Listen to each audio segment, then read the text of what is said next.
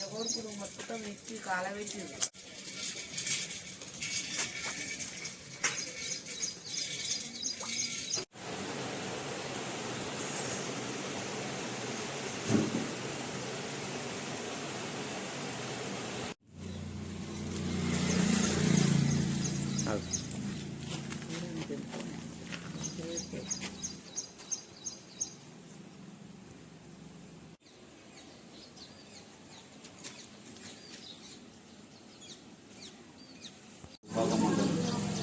సంగోజీ వెంకటస్వామి అంటే ఆయన వాళ్ళకి ఇద్దరు కూడా, ఒక అమ్మాయి ఒక అబ్బాయి.